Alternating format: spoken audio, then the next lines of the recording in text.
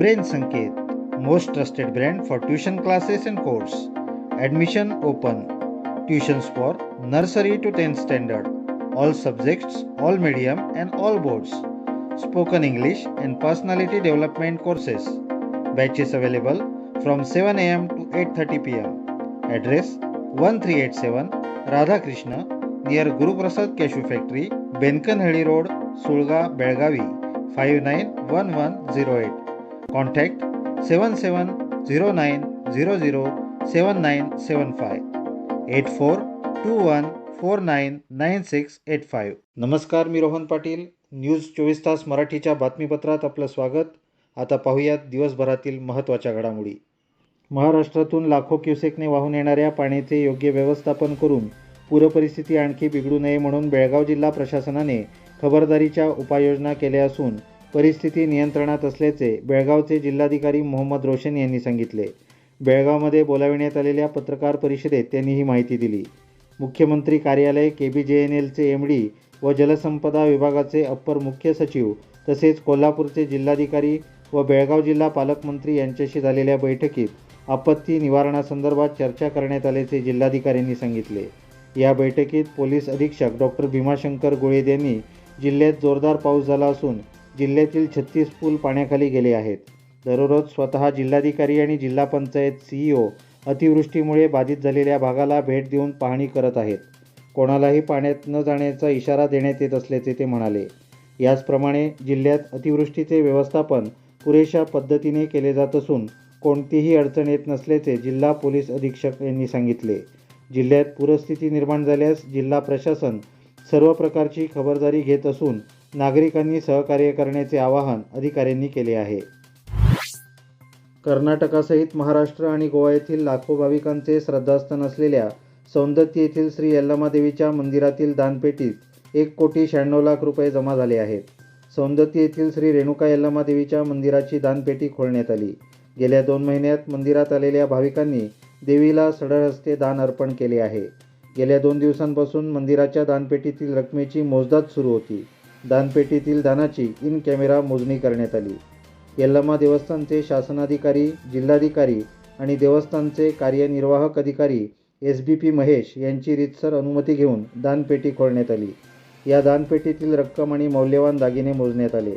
दानपेटीत 1,71,00,000 रुपये रोख रक्कम, 20,44,000 रुपये किमतीचे सोने, 4,44,000 रुपये किमतीची चांदी जमा झाली आहे. 1 एप्रिल ते 31 मे दरम्यान मंदिरात आलेल्या भाविकांनी श्री रेणुकाचरणी हे दान अर्पण केले आहे. कारगिल विजयोत्सवाच्या रौप्य महोत्सवी वर्षानिमित्त आज बेळगावमध्ये माजी सैनिक संघटना, कन्नड साहित्य परिषद, तालुका घटक आणि रोटरी क्लब ऑफ वेणुग्राम यांच्या संयुक्त विद्यमाने भव्य बाईक रॅलीचे आयोजन करण्यात आले होते. किल्ला येथील श्री दुर्गामाता देवस्थानपासून विविध मान्यवरांच्या उपस्थितीत बाईक रॅलीची सुरुवात करण्यात आली. यानंतर किल्ला तलाव, RTO circle, Sangolli Rayanna circle, SP office रोडमार्गे कुमार गंधर्व कला मंदिर येथे बाईक रॅलीचा समारोप झाला. यानंतर कुमार गंधर्व रंगमंदिरात भव्य कार्यक्रमांचे आयोजन करण्यात आले होते. या कार्यक्रमात शेकडो माजी सैनिक तसेच विविध मान्यवर उपस्थित होते. पश्चिम घाटात झालेल्या चांगल्या पावसामुळे भारताचा नायगरा म्हणून ओळखला जाणारा गोकाक धबधबा पूर्ण क्षमतेने प्रवाहित झाला आहे. वाहणाऱ्या पाण्याचे दृश्य ड्रोन कॅमेऱ्यात कैद झाले आहे. गोकाक धबधबा फेसाळत ओसांडून वाहत आहे. घटप्रभा आणि हिरण्यकेशी नद्या एकत्र आल्याने धबधब्यात पडणारे पाणी रोमांचित करते. गोकाक धबधबा गोकाक शहरापासून 10 किलोमीटर अंतरावर आहे. खडकांमधून वाहणारे पाणी 181 फूट उंचीवरून खाली कोसळते.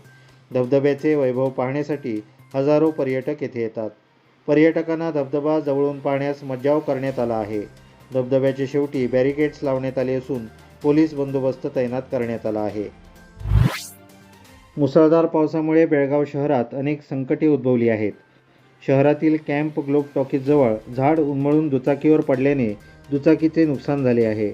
बेळगाव शहरात मुसळधार पाऊस पडत आहे. अनेक ठिकाणी पावसाची आपत्ती होत आहे.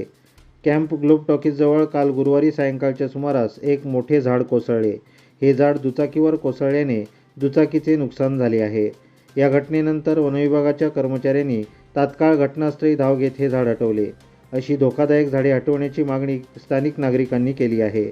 शहरात पावसामुळे झाडे उन्मळून पडत असल्याने लोकांनी झाडाखाली थांबू नये तसेच आपली वाहने झाडाखाली उभी करू नयेत असा सल्ला वनविभागाने दिला आहे. बेळगाव जिल्हा पालकमंत्री तथा सार्वजनिक बांधकाम मंत्री सतीश जारकिहोळी यांनी अतिवृष्टीचा फटका बसलेल्या खानापूर तालुक्यातील भागांना भेट देऊन पाहणी केली. खानापूर तालुक्यातील विविध भागात मुसळधार पावसाचा तडाखा बसला आहे. येथील अनेक नद्या नाले तुडुंब भरून वाहत आहेत. त्यामुळे अनेक पूल आणि रस्ते पाण्याखाली गेले आहेत. आज बेळगाव जिल्हा पालकमंत्री तथा सार्वजनिक बांधकाम मंत्री सतीश जारकिहोळी यांनी सद्यस्थितीचा आढावा घेतला. अतिवृष्टीमुळे कोसळलेल्या घरांची पाहणी केली. मलप्रभा नदीवर बांधण्यात आलेल्या पुलाची पाहणी करून त्यावर लवकरच कायमस्वरूपी तोडगा काढण्याचा प्रामाणिक प्रयत्न केला जाईल अशी ग्वाही त्यांनी यावेळी दिली. त्यानंतर खानापूर शहरातील सार्वजनिक बांधकाम विभागाच्या विश्रामगृहावर सार्वजनिक अहवाल प्राप्त करून जनतेला कोणताही त्रास होणार नाही याची दक्षता घेण्याच्या सूचना त्यांनी जिल्हा प्रशासन व स्थानिक अधिकाऱ्यांना दिल्या. यावेळी खानापूरचे आमदार विठ्ठल हलगेकर, माजी आमदार डॉक्टर अंजली निंबाळकर, जिल्हाधिकारी मोहम्मद रोशन, जिल्हा पंचायतीचे मुख्य कार्यकारी अधिकारी राहुल शिंदे, जिल्हा पोलीस अधीक्षक डॉक्टर भीमाशंकर गुळेत आदींचा सहभाग होता. महाराष्ट्राच्या सातारा जिल्ह्यातील कोयना जलाशय 75% भरले असून 78.29 TMC पाणीसाठा झाला आहे. मुसळधार पाऊस पडत असून पाण्याची पातळी झपाट्याने वाढत आहे. काल सायंकाळी 7 वाजता कोयना जलाशयातून 20,000 क्युसेक पाणी सोडण्यात आले. त्यामुळे कोयना कृष्णा नद्यांच्या पाणी पातळीत मोठ्या प्रमाणात वाढ होणार आहे. परिणामी कोयना आणि कृष्णाकाठच्या नागरिकांना सतर्कतेचा इशारा देण्यात आला आहे. दुसरीकडे राधानगरी आणि काळंबावाडी, चांदोली आणि तुळशी धरणातून पाणी सोडण्यात येत आहे. यामुळे चिक्कोडी उपविभागातील कृष्णा, दूधगंगा आणि वेदगंगा नद्यांची पाणी पातळी वाढणार आहे. त्यामुळे सीमावर्ती भागातील चिक्कोडी उपविभागासह कोल्हापूर, सांगली जिल्ह्यांना आणखी पुराचा धोका निर्माण झाला आहे. त्यामुळे शेजारील महाराष्ट्रात रेड अलर्ट जाहीर करण्यात आला आहे.